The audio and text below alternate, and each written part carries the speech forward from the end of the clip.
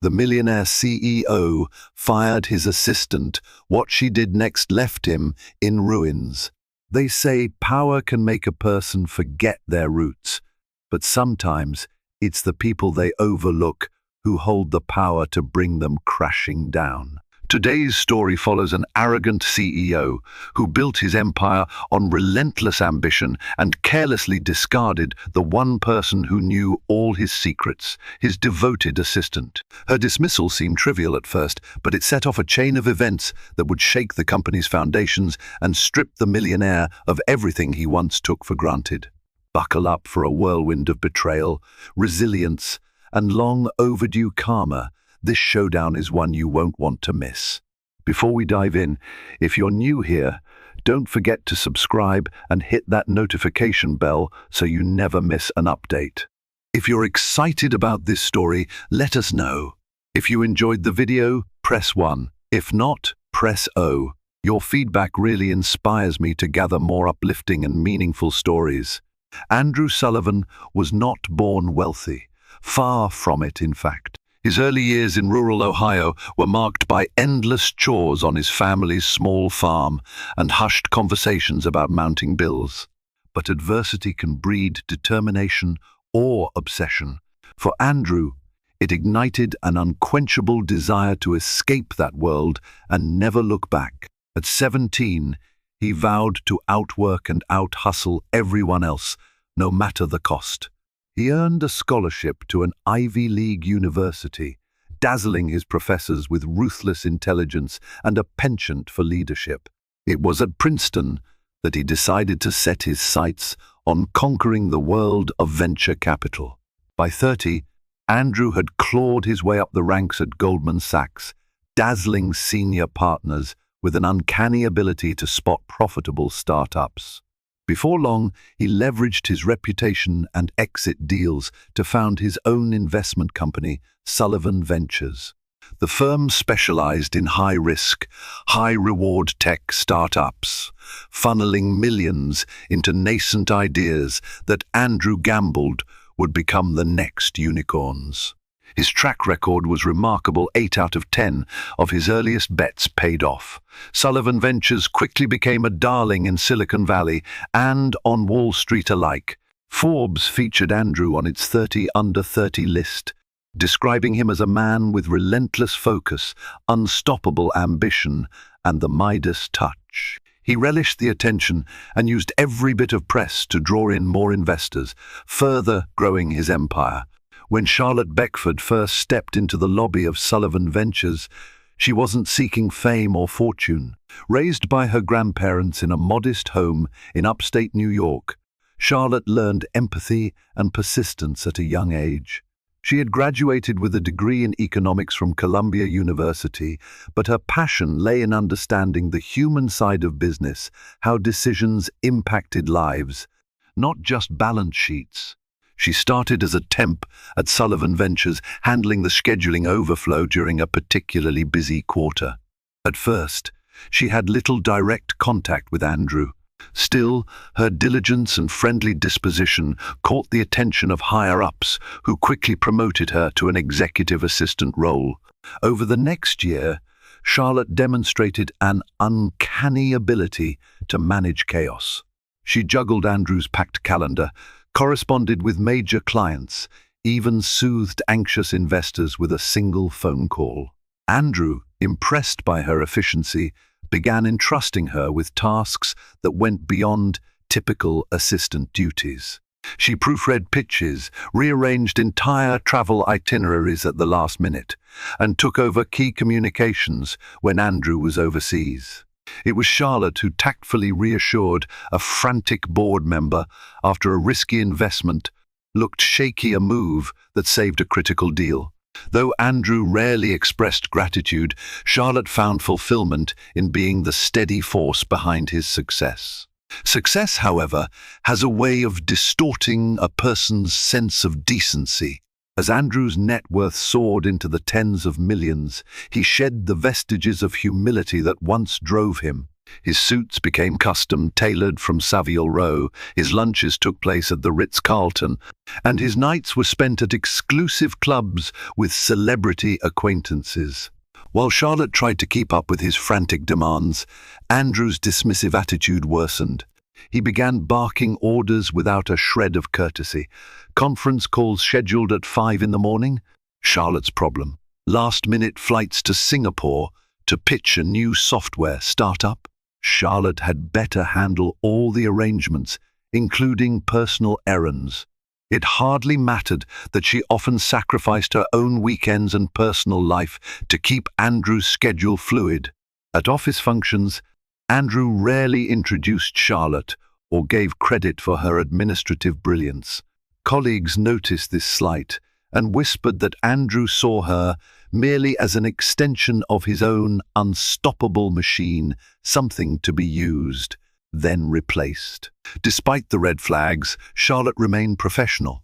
She valued her work and believed that loyalty and diligence might eventually win Andrew's respect. The final straw arrived on a Monday morning, one that began like any other. Charlotte arrived at Sullivan Ventures before dawn to finalize documents for a major pitch meeting. The prospective client was an international conglomerate that could pump billions into Andrew's new biotech fund. Andrew was infamous for demanding perfection in his presentations, so Charlotte triple-checked the slides, data points, and financial models. Minutes before the meeting, Andrew sauntered in. He looked over the paperwork, frowned, and accused Charlotte of missing a crucial detail regarding the conglomerate's recent merger. She calmly showed him the updated notes that included this exact detail. Rather than admitting he'd overlooked it, Andrew erupted. In front of everyone, he berated her for not highlighting it in fluorescent yellow, for not forecasting how it could affect the pitch, for not anticipating every possible question the client might ask. The pitch went forward, but Andrew's temper flared again when the client balked at the valuation. After the meeting, Andrew stormed into his office, summoning Charlotte and slamming the door shut. Without giving her a chance to speak, he declared that she was incompetent and that her alleged oversight cost him credibility. Incensed, he fired her on the spot. Charlotte stood there in stunned silence. She tried to defend herself, to point out how she had indeed prepared the entire pitch thoroughly. But Andrew was already on his phone, telling HR to process her termination. He refused to offer severance, claiming she had violated his trust. Security escorted her out as the rest of the staff looked on with sympathy. No one dared challenge the boss. It was a profoundly humiliating exit from a role she had poured her heart into. Shaken and suddenly jobless, Charlotte spent the next several weeks in a daze. She applied to positions similar to her old one, but found that Andrew's network was vast. Some potential employers hesitated after hearing less than glowing references from him. It was as though Andrew wanted to ensure she never had another foothold in the industry. Despite her frustration, Charlotte knew she possessed valuable skills, an encyclopedic knowledge of venture capital mechanics, deep insight into how Andrew sealed major deals, and the ability to navigate corporate chaos. She decided she wouldn't go down quietly. During her time at Sullivan Ventures, Charlotte had kept personal notes, nothing malicious, just daily observations and organizational outlines meant to help her manage Andrew's business obligations. Now, as she reviewed them, she realized that she held a virtual roadmap to Andrew's entire empire. Passwords, communication patterns, unscrupulous contacts, and shady alliances. She had inadvertently documented them all, simply because Andrew demanded she keep track of every detail. Over the years, she'd also overheard suspicious phone calls that hinted at Andrew's involvement in borderline illegal manipulations, artificially inflating startup valuations, hush-money deals to quell employee scandals, and more. Though Charlotte had never planned to use this information, Andrew's betrayal changed everything. She told herself she would proceed cautiously. No one needed a scorched earth approach, but she was determined to bring the truth to light if Andrew continued to ruin people's lives unchecked. Amid the turmoil, Charlotte received an invitation to coffee from a surprising source, Gabrielle Green, a seasoned attorney at a prominent New York law firm who had worked on retainer for Sullivan Ventures in the past. She had witnessed Charlotte's dismissal from afar, and after hearing rumors of Andrew's smear campaign, she reached out privately. Over a latte at a small midtown cafe, Gabrielle listened to Charlotte's story. She asked pointed questions about what Charlotte had seen and what evidence she might have. "If Andrew's breaking laws," Gabrielle said, leaning forward intently, "there could be serious implications for shareholders, employees, even the broader market. But we need more than hearsay." Charlotte admitted she had reams of documentation, though it was scattered and not always explicit. Gabrielle explained that any potential legal action needed organized, verifiable evidence. "If we present a strong enough case," she said, "we might not only expose Andrew's misconduct, but also protect future employees from his unethical tactics." Encouraged by Gabrielle's support, Charlotte decided to meticulously compile her notes, emails, and anything else that might paint a picture of Andrew's wrongdoing. Yet she also feared retaliation. Andrew had the funds and connections to crush almost any legal threat. Gabrielle pointed out that going public in a well-orchestrated manner might actually protect Charlotte. Once the press had the story, it would be difficult for Andrew to bury it. While Charlotte was busy assembling her evidence, fate intervened in an unexpected way. A leaked internal document from Sullivan Ventures landed in the inbox of a Bloomberg journalist known for investigating corporate malfeasance. The document contained a partial financial model showing manipulated data designed to mislead prospective investors about a faltering AI startup in Andrew's portfolio. After verifying the authenticity, the journalist, Marcus Tate, contacted Charlotte. He had heard rumors of her firing and wanted to see if she could provide context. At first, Charlotte hesitated, fearing she'd be labeled a vengeful ex-employee, but Marcus assured her that anonymity could be maintained until the story was solid. Charlotte decided that with the right approach, the truth might help more than harm. Over multiple meetings in discreet settings, a quiet corner table at a small Chinatown restaurant, a library study room during off hours, Charlotte supplied Marcus with her notes. She showed him email trails that suggested Andrew intentionally inflated valuations, possibly defrauding both angel investors and institutional backers. She also provided details about hush money payoffs to silence whistleblowers who questioned the numbers. Marcus, a seasoned journalist, knew he had a bombshell on his hands.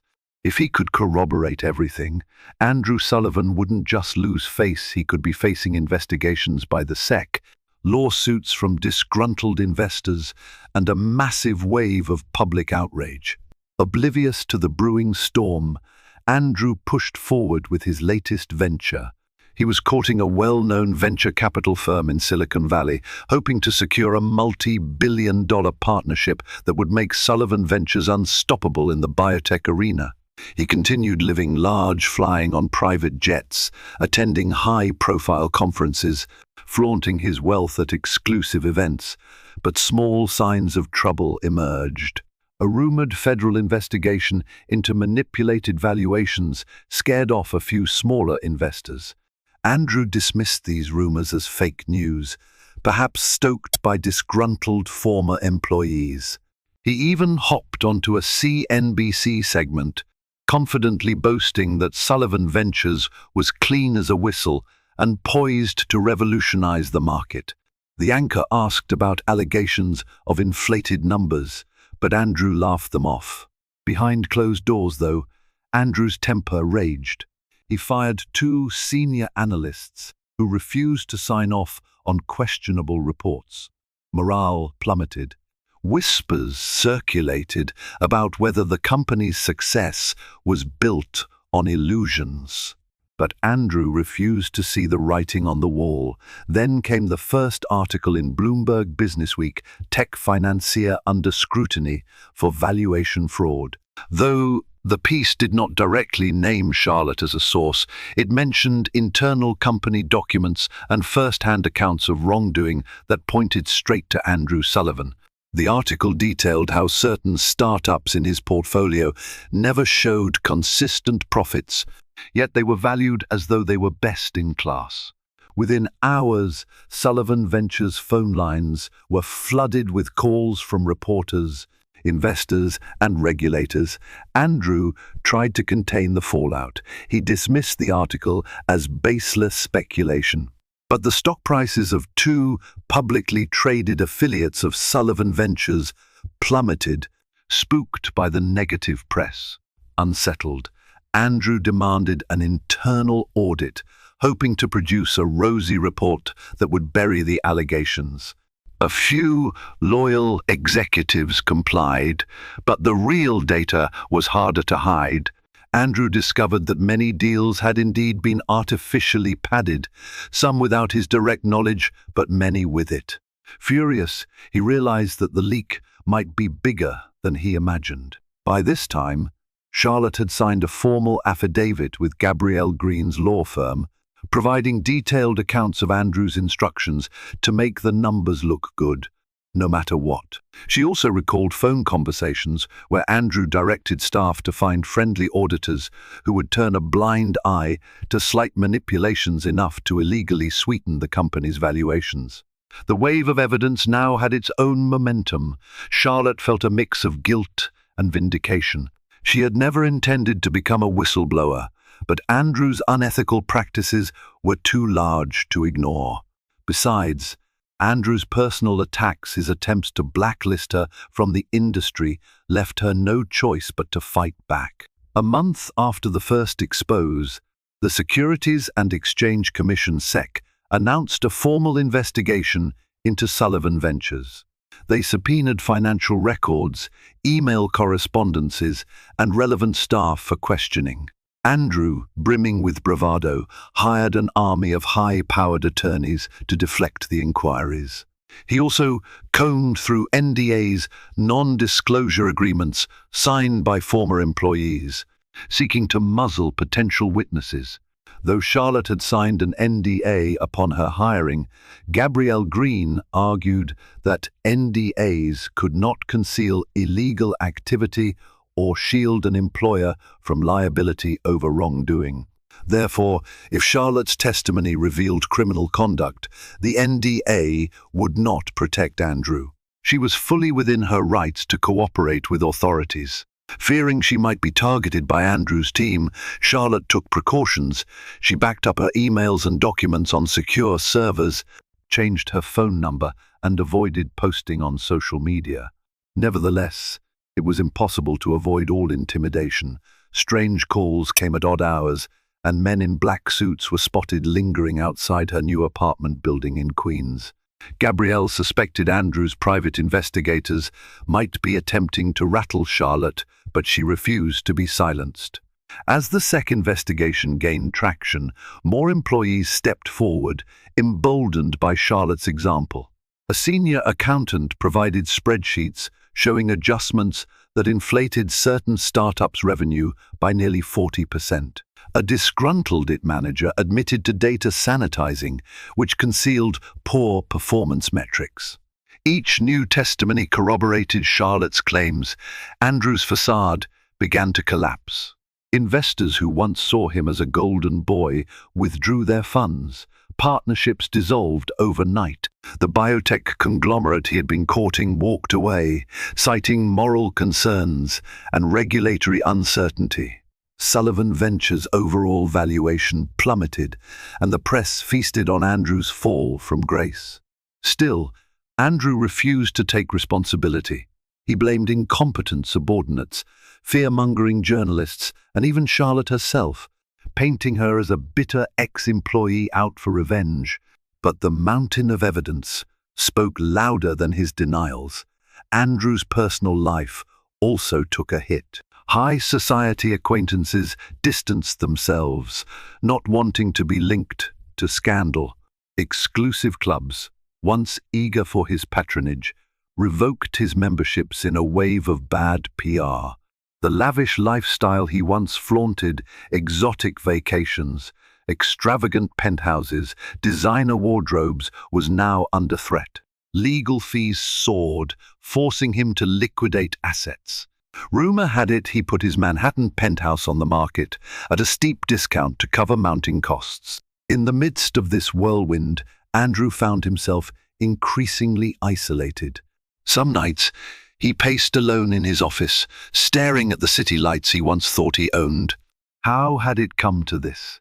He recalled the farm in Ohio, the nights he lay awake dreaming of a life free from financial struggle. He'd achieved what he wanted: money, power, influence. But in the process, he'd lost his conscience, and now everything else was slipping through his fingers. Ironically, while Andrew spiraled downward, Charlotte's professional prospects soared. Word spread quietly in the venture capital community about her courage and integrity. A small yet prestigious startup accelerator, looking to distance itself from the old boys club approach to business, reached out. They recognized her combination of financial know-how and organizational skill. They offered her a role managing operational logistics, a position that came with a robust salary and room for growth. Yet Charlotte hesitated, still in the thick of the SEC inquiries. She didn't want to jeopardize her new employer with the legal complexities swirling around her. But they insisted they believed in her and wanted to support her.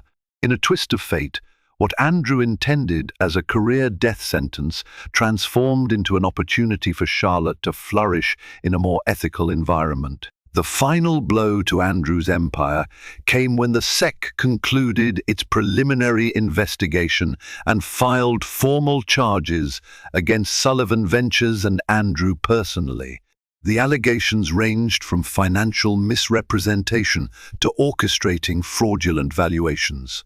Civil suits followed in quick succession, led by investors who claimed they were duped into pouring millions into worthless startups. To compound Andrew's misery, a second major article broke in the New York Times, featuring direct quotes from unnamed employees who had borne the brunt of Andrew's fury and witnessed his unscrupulous maneuvers.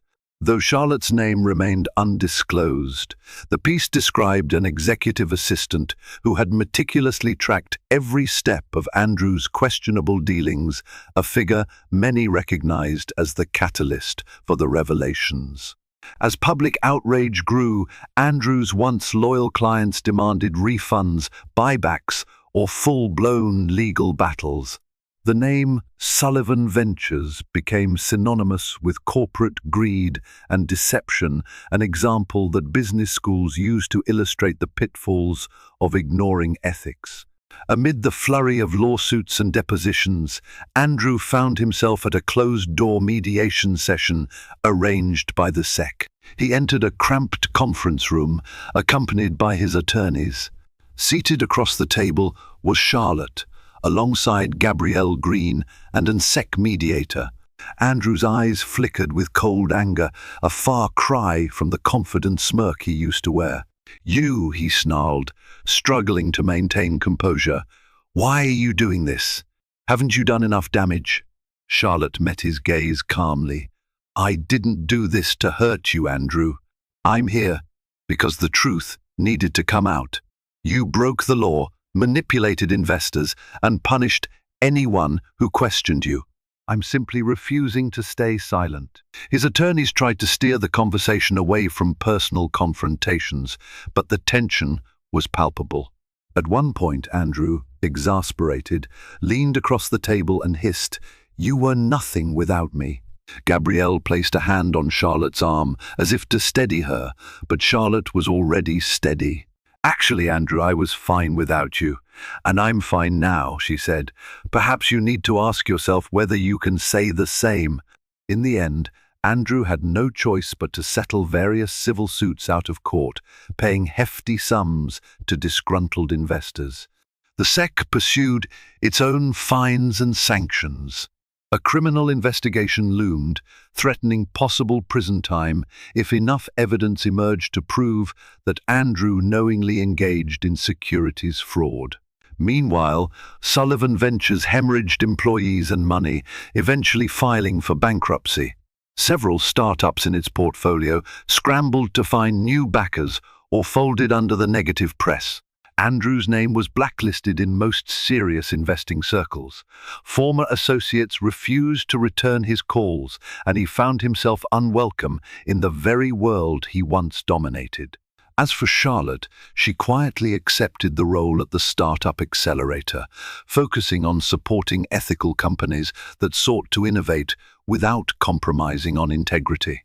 With her new salary and a sense of renewed purpose, she moved into a modest yet cozy apartment in Brooklyn. She kept in touch with Gabrielle, who became a close friend. Occasionally, a new wave of legal proceedings would require Charlotte's testimony, but she remained steadfast and unafraid. Oddly enough, Charlotte discovered she no longer felt bitterness or the sting of betrayal. Exposing Andrew had been necessary, but it was never truly about revenge. It was about standing up for what was right and safeguarding the people who might have been hurt by Andrew's hubris. Months turned into a year. Rumors flew that Andrew Sullivan might take a plea deal if criminal charges were filed. Some said he was in talks to avoid jail time by paying more colossal fines and possibly testifying against bigger fish in the financial industry. Others claimed he was holed up in a penthouse, living off remnants of his once vast fortune, trying to find a way back into the game. But no door seemed open to him. Even his last major ally, a billionaire real estate magnate, distanced himself, concerned about the PR nightmare. Andrew faced the possibility of permanent exile from the financial world. The golden boy was tarnished beyond redemption. On a crisp autumn day, Charlotte found herself walking through Times Square after an early meeting. Giant digital billboards lit up the surrounding buildings. One displayed a CNBC headline, "Sullivan Ventures bankruptcy finalized. Former CEO under investigation." Charlotte paused, letting the swirl of tourists pass around her. She felt a pang of empathy, oddly enough. Andrew Sullivan had once been the face of unstoppable ambition, a testament to how quickly success can turn on you when you lose your moral compass. Then she remembered how he had humiliated her, how he endangered countless investors, how his arrogance destroyed livelihoods. Perhaps the downfall was an overdue reckoning.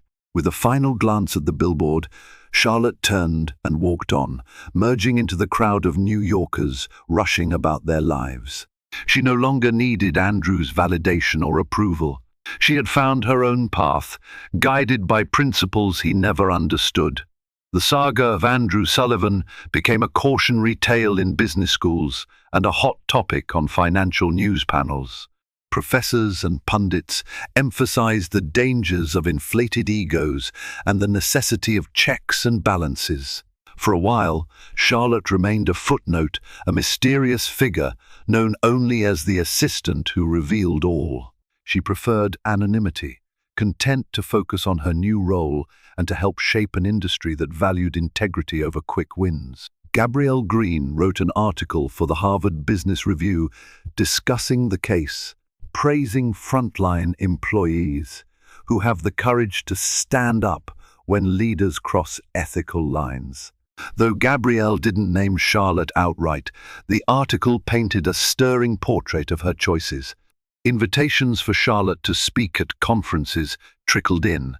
She demurred at first, but eventually agreed to share her story at a small forum on corporate ethics, hoping it might inspire others who felt trapped under unethical bosses. The participants at that forum listened, riveted, as Charlotte explained how a single act of courage, backed by meticulous records and determination, could topple a giant. She stressed the importance of never underestimating one's own capacity for change. Sometimes the real power, she told the audience, lies with the people who say, "Enough is enough." That's when the entire system takes notice. And so, while Andrew Sullivan disappeared from the pages of Forbes and the halls of high finance, Charlotte's reputation only grew, symbolizing an often forgotten truth. No empire is invulnerable, and sometimes the most overlooked individual can dismantle a fortress of lies. And that's the gripping rise and fall story of a millionaire CEO who thought he was untouchable until he met the assistant whose quiet resolve brought his empire crashing down. Andrew Sullivan's downfall stands as a sharp reminder that arrogance and deceit inevitably face a reckoning, while perseverance and integrity can shine a light on even the darkest corners of power. If you found yourself enthralled by this emotional whirlwind of betrayal, justice, and the sweet taste of karma, make sure you don't miss out on more stories like this. Like, share, and subscribe to this channel for more inspiring and shocking tales that prove truth truly can triumph over tyranny.